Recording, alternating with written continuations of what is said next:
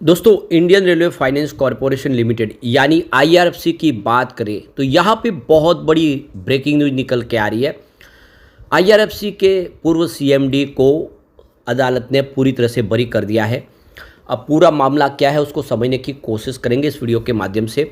वैसे आईआरएफसी के लिए आप देख रहे हो कि इस समय संभावना काफ़ी पॉजिटिव बन रही है, क्योंकि सरकार लगातार रेलवे सेक्टर के लिए बहुत सारे नए प्रोजेक्ट का ऐलान कर रही है और आईआरएफसी जो रेलवे इंफ्रा कंपनियों को फंड प्रोवाइड करती है, और अब तो कंपनी ने रिन्यूएबल एनर्जी सेक्टर में भी एंट्री कर लिया। ऐसे में क्या है आईआरएफसी की संभावना उसको जानेंगे।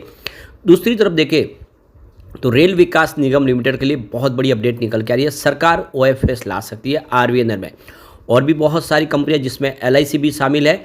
ओएफएस की यहाँ पे सरकार ने योजना बनाई है, तो कब तक ओएफएस आ सकता है और क्या है आगे की संभावना उसको जानने की कोशिश करेंगे इस वीडियो के माध्यम से। लेकिन फ्रेंड्स, उससे पहले अगर आप पहली बार हमारे चैनल पे आए तो चैनल को सब्सक्राइब कर दीजिए, एक बेल आइकॉन दबा दीजिए ताकि जब भी नया वीडियो बने पहला नोटिफिकेशन आपको मिले। वीडियो पसंद आए तो लाइक से जरूर कीजिए। चलो फ्रेंड्स, वीडियो स्टार्ट करते हैं। मैं हूँ आपका दोस्त एसबी दवे और हमारे अपने चैनल ऑनलाइन कमाई में आपका बहुत बहुत स्वागत है। तो सबसे पहले गुरुवार के कारोबार की बात करें तो आईआरएफसी के शेयर में 129 पर क्लोजिंग थी 0.31% की तेजी के साथ। अब यहाँ पे इसकी परफॉर्मेंस देखें तो 3 मंथ का जो हाई है इसका 155 का है। स्टॉक आप देख सकते हो कि उस लेवल से स्टॉक अभी नीचे है, लेकिन 1 ईयर का हाई 229 का है और इसका ऑल टाइम हाई है। वहाँ से स्टॉक काफ़ी करेक्ट हो चुका है। आप देख ही सकते हो कि लगभग 100 रुपये डिस्काउंट पर स्टॉक मिल रहा है।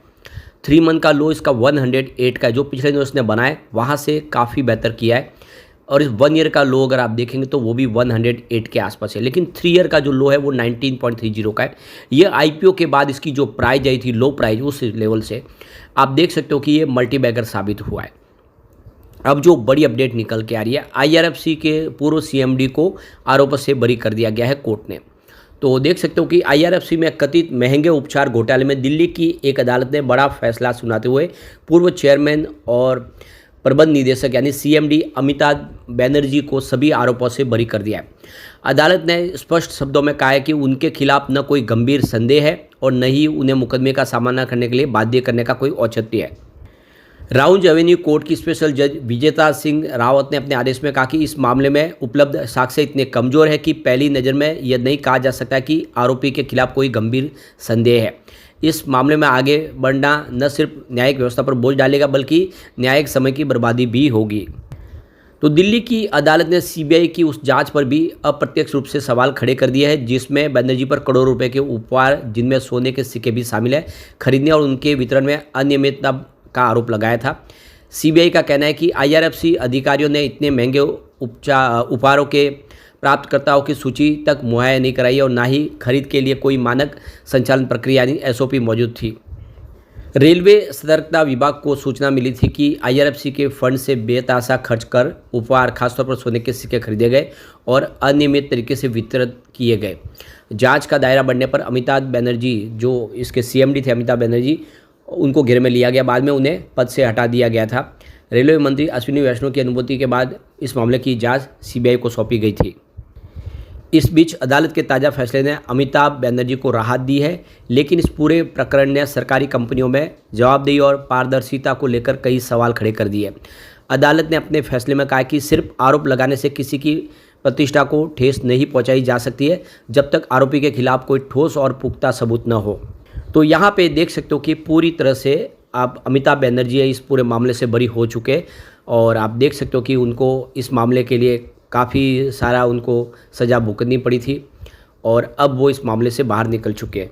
अब चलते हैं रेल विकास निगम लिमिटेड की तरफ। यहाँ पे इसकी परफॉर्मेंस अगर आप देखें रेल विकास निगम लिमिटेड की 3 मंथ का जो इसका हाई है 501 का है, वहाँ से स्टॉक करेक्ट हुआ है और 1 ईयर का हाई इसका 647 का है। ये इसका एक लाइफ टाइम हाई है। स्टॉक बहुत बेहतर दौड़ा था, एक मल्टीबैगर साबित हुआ, लेकिन वहाँ से बहुत ज़्यादा गिर चुका है। 3 मंथ का लो इसका 305 का और 1 ईयर का लो इसका देखें तो 249 के आसपास है। स्टॉक आप देखें ऊपर के लेवल से आधी कीमत पे आया। 3 ईयर का लो इसका मात्र 29 के आसपास था और 5 ईयर का लो तो 16 रुपये के आसपास था। यानी जो 2 डिजिट का स्टॉक था 20-30 रुपये का, वो स्टॉक 650 तक चला गया था। बहुत ज़बरदस्त रिटर्न दिया, लेकिन उसके बाद में यहाँ पे गिरावट शुरू हो गई। अब हमारे सामने इसका शेयर होल्डिंग पैटर्न भी आ चुका है मार्च का। तो प्रमोटर की होल्डिंग अनचेंज है सरकार की 72.84% के आसपास मार्च में। यहाँ पे एफआई ने अपनी होल्डिंग को डिक्रीज कर दिया है। 5.10% की होल्डिंग थी जो घटा के 5.07% की है मार्च में। यहाँ पे एफआई की संख्या में कोई बदलाव नहीं हुआ है। 456 पहले भी थे और अब भी है, लेकिन उन्होंने अपनी निवेश को थोड़ा सा घटा दिया है क्योंकि बाजार में दबाव था। स्टॉक काफ़ी ज़्यादा दौड़ चुका था, ऐसे में उनको लगता है कि ये स्टॉक इतना और जल्दी नहीं दौड़ सकता। लेकिन म्यूचुअल फंड ने इस मौके का फ़ायदा उठाया, उन्होंने होल्डिंग इंक्रीज की है। 0.19% की होल्डिंग थी, उसको बढ़ा के 0.21% कर दिया मार्च क्वार्टर में। लेकिन म्यूचुअल फंड की संख्या में बदलाव नहीं हुआ है। वो 21 पहले भी थे और अब भी है, लेकिन म्यूचुअल फंड ने अपने इन्वेस्टमेंट को बढ़ा दिया है। यानी इंडिया के जो बड़े फंड हाउस है उनको भरोसा पूरा है। यहाँ तक कि इंस्टीट्यूशनल जो इन्वेस्टर इंडिया के जो डीआई ने भी जम के खरीदारी कर लिया। उन्होंने अपने इन्वेस्टमेंट को बढ़ाया। 11.27% होल्डिंग थी दिसंबर में, उसको बढ़ा के 11.29% कर दिया मार्च में। तो इंडिया के जो बड़े फंड हाउस है उनको पूरा भरोसा इस समय दिखाई दे रहा है। यहाँ पे म्यूचुअल फंड की बात उनकी 0.21% की होल्डिंग है और 21 उनकी संख्या है। फॉरेन पोर्टफोलियो इन्वेस्टर कैटेगरी 1 में 4.85% की होल्डिंग है, उनकी संख्या 396 का है। फॉरेन पोर्टफोलियो इन्वेस्टर कैटेगरी 2 में 0.22% की होल्डिंग है, उनकी संख्या 21 की है। अब यहाँ पे इंश्योरेंस कंपनीज की बात करें 6% की होल्डिंग है और यहाँ पे 12 उनकी संख्या है। लेकिन इसमें जो सबसे बड़ा इन्वेस्टमेंट है वो life insurance corporation of India का है। 5.84% का ज़बरदस्त निवेश किया है, यानी 6% में अकेले एलआईसी के पास 5.84% की होल्डिंग है। तो ये सारा निवेश एलआईसी ने ही किया इसमें। अब ये एक बात साबित करती है कि एलआईसी इसमें पूरा भरोसा करे और आने वाले समय यहाँ पे उम्मीद है कि कुछ बेहतर होगा।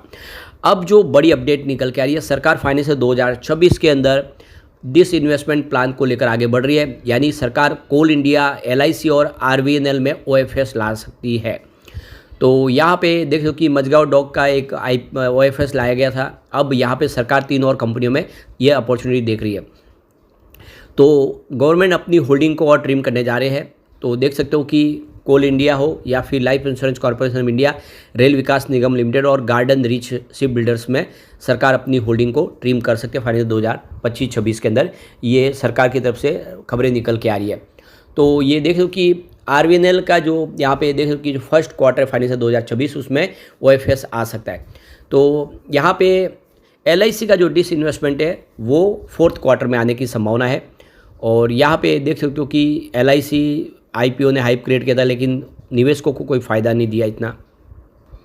अब यहाँ पे देख लो कि आरवीएनएल जो देख सकते हो कि इस साल आने की ओएफएस की संभावना बन चुकी है।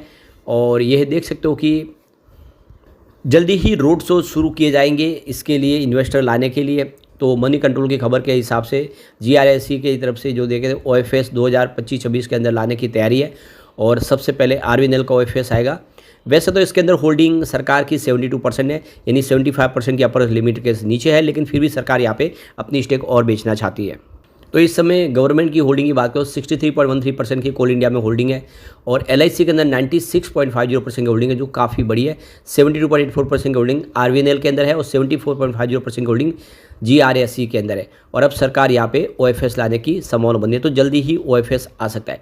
वैसे आप देख सकते हो कि आरवीएनएल जो है काफ़ी बेहतर स्टॉक है, रेलवे की इंफ्रा कंपनी है और बहुत सारे प्रोजेक्ट करती है इंडिया के बाजार में भी और ग्लोबल मार्केट में भी। बहुत सारे जॉइंट वेंचर्स बना के लगातार अपने बिजनेस को बढ़ा रही है और नवरत्न का दर्जा हासिल कर चुकी है। ऐसे में आने वाले समय आरवीएनएल कमाल कर सकता है क्योंकि बहुत ज़्यादा करेक्ट हो चुका है। ऐसे में संभावना पॉजिटिव बन सकती है। लेकिन फ्रेंड्स, कोई भी इन्वेस्टमेंट करने से पहले अपने फाइनेंशियल एडवाइजर से एडवाइस ले ले या अपना खुद का रिसर्च करें, क्योंकि मैंने वीडियो आपके एजुकेशनल पर्पज़ के लिए ही बनाए। वीडियो पसंद आए तो लाइक से जरूर कीजिए और चैनल को सब्सक्राइब कर दीजिए।